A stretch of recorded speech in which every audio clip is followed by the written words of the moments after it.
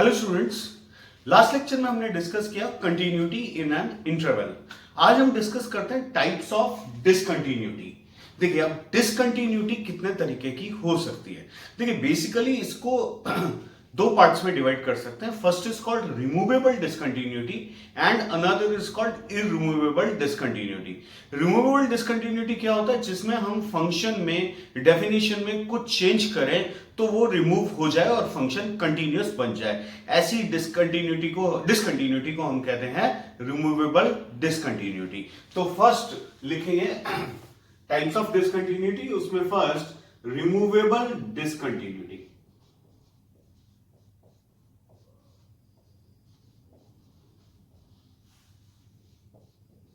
Removable discontinuity. देखिए, अब इसमें क्या होता है, लिखिए in this case at the point of discontinuity, limit of the function exist finitely. In this case, at the point of discontinuity, limit of the function exists finitely. Okay, it is further classified as follows. इसको भी हम दो तरीके से classify कर सकते हैं। It is further classified as follows.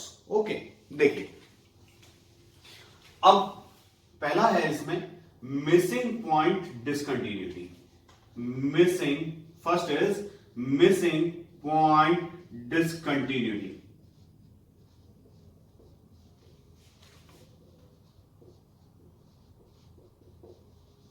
Missing point discontinuity. Okay, देखिए, आप ये सोचिए कि कभी लिमिट एग्जिस्ट कर रही है फिर भी कोई फंक्शन डिसकंटिन्यूअस कैसे हो सकता है। Okay, give it a thought. तो आप याद करेंगे, मैंने आपको सिखाया था कि उस पॉइंट पर फंक्शन डिफाइन होना चाहिए। अब मान लीजिए उस पॉइंट पे फंक्शन डिफाइन नहीं है, तो हम कहेंगे this is a missing point discontinuity. So लिखिए, in this case at the point of discontinuity, function is not defined. In this case, at the point of discontinuity, function is not defined. See, for example, if I take fx is equals to x square minus 4 upon x minus 2. Obviously, x is not equal to 2. तो आप इसे simplify करते हैं तो आपको मिलता है x plus 2, x is not equal to 2. If you draw the graph, then it will be something like this. Okay, at 2 you can see this is missing. Okay, so this is called missing point discontinuity. एक point miss हो गया. Okay, now अब इसे removable क्यों कहते हैं? हम define कर सकते हैं, हम अलग से लिख सकते हैं कि function is x plus 2 when x is not equal to 2 and if x is 2 then answer is 4. so that हमने फंक्शन को रीडिफाइन किया जिससे ये फंक्शन कैसा हो गया? Continuous. That's why it is called removable discontinuity. Okay, next second होता है isolated point discontinuity. Isolated point discontinuity. Second is isolated point discontinuity. इसमें क्या होगा कि एक पॉइंट अपने आप को आइसोलेट कर लेगा. ओके, लिखिए in this case at the point of discontinuity, value of the function is not equal to the limit of the function. In this case, at the point of discontinuity, value of the function is not equal to limit of the function. Okay. For example, अगर मैं एक example लूं, fx is equals to, let's say, x plus 2. When x is not equal to 2. If x is 2, then it is, let's say, 3. Then its graph will be something like this. You can see इस point ने अपने आप को isolate कर लिया है, नीचे ले आया है, इसीलिए this is called isolated point discontinuity. Okay, clear. अब इसे रिमूव कैसे कर सकते हैं? आप रीडिफाइन कर दीजिए कि भाई x इज इक्वल टू 2 पर वैल्यू हम 3 नहीं लेंगे, we will take it as 4. So this is called removable discontinuity. That is of two type. First was missing point and another was isolated point discontinuity. Okay, now we'll discuss the second part. Second part is called irremovable discontinuity. Irremovable discontinuity. Irremovable discontinuity. Okay.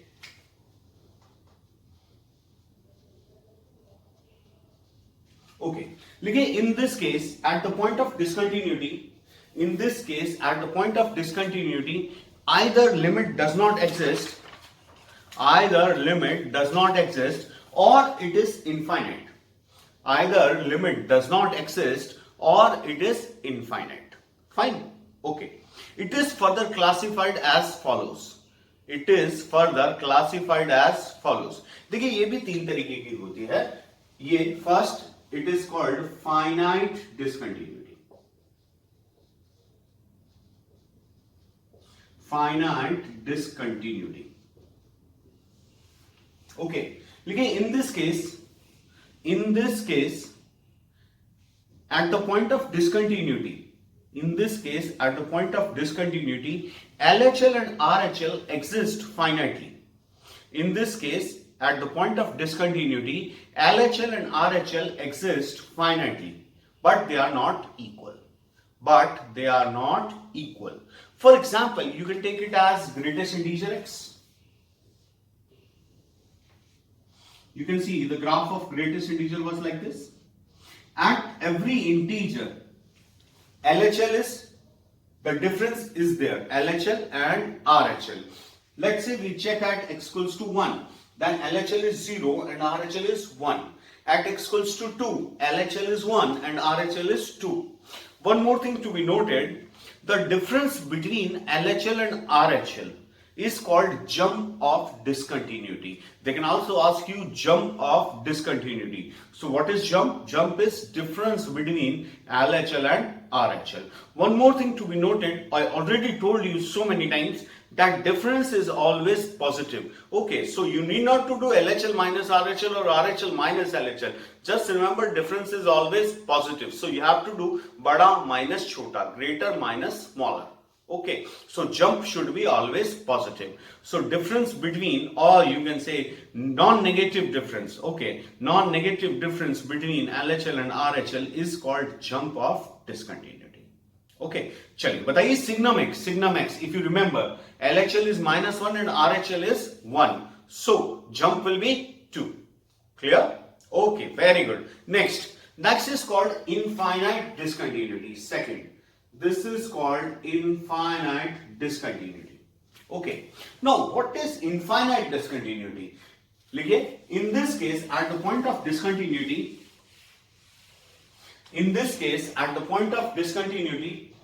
LHL or RHL, either LHL or RHL or both are infinite. Either LHL or RHL or both are infinite. For example, you can take tan x at x equals to pi by 2, 1 by x at x equals to 0. Okay, so either of LHL or RHL or both tend towards infinite. Last, third one is called oscillatory discontinuity. Okay, because in this case,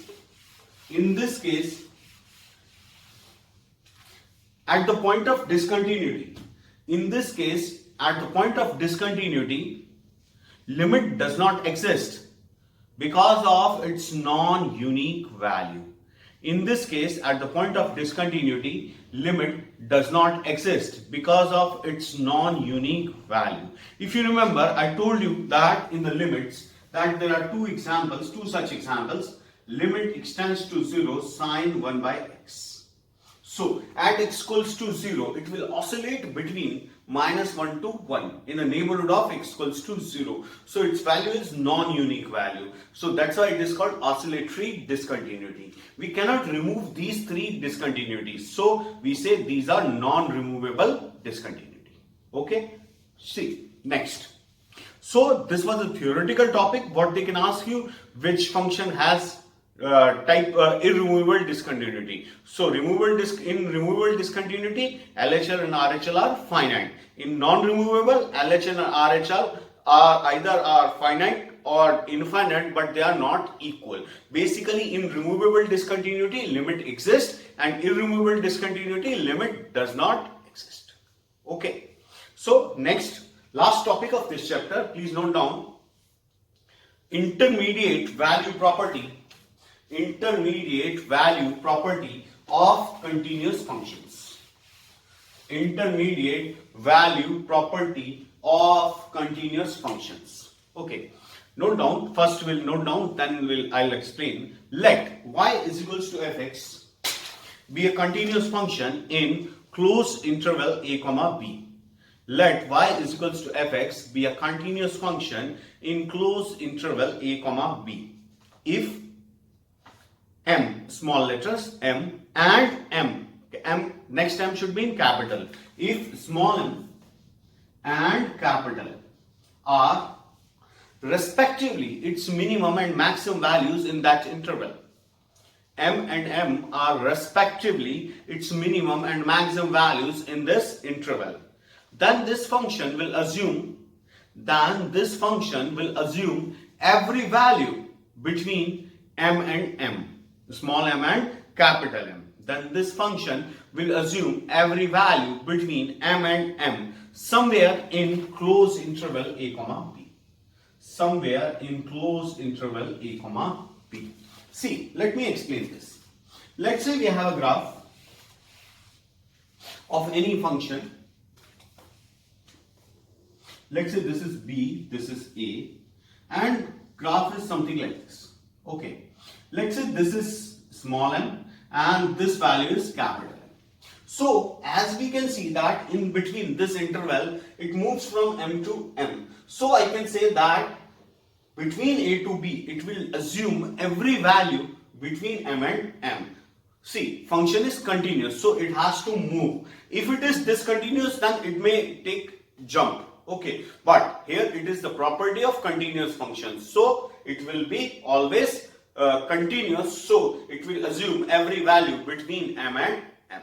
Okay, let's take one application of this property. Okay, see, please note down.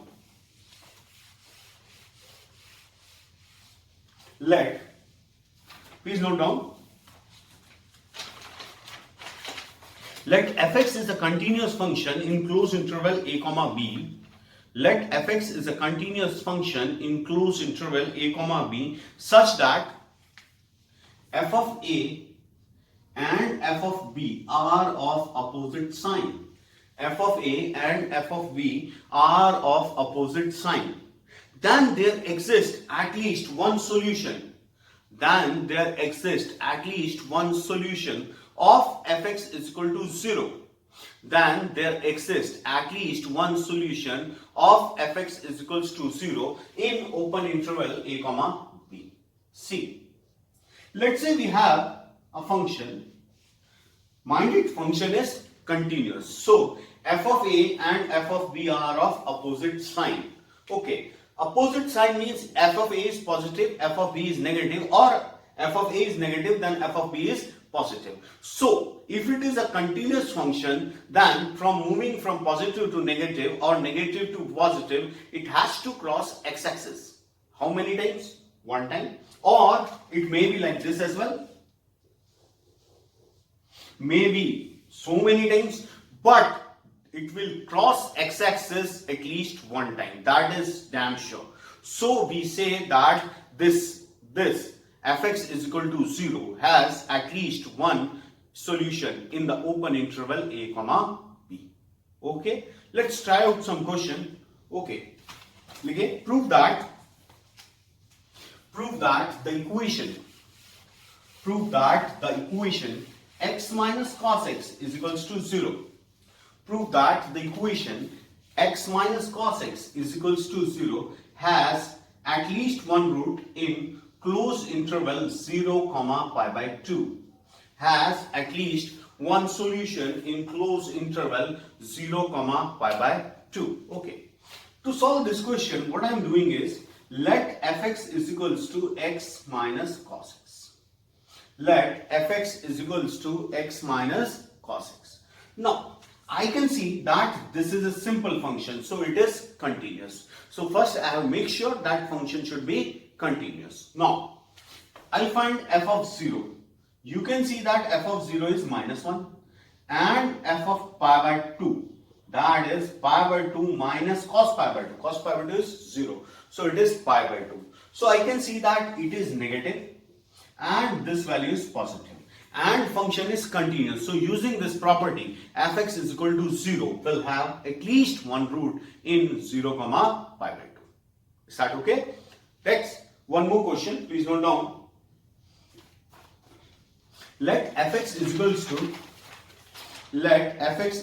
to x cube minus 3x plus 1. Fx is equals to x cube minus 3x plus 1 is equals to 0. Has at least one real root in interval minus 1 comma 1. Has at least one real root in the interval minus 1 comma 1. Okay. So what I am doing is let fx is equals to again x cube minus 3x plus 1. As I can see, it is a simple function, so it is continuous everywhere.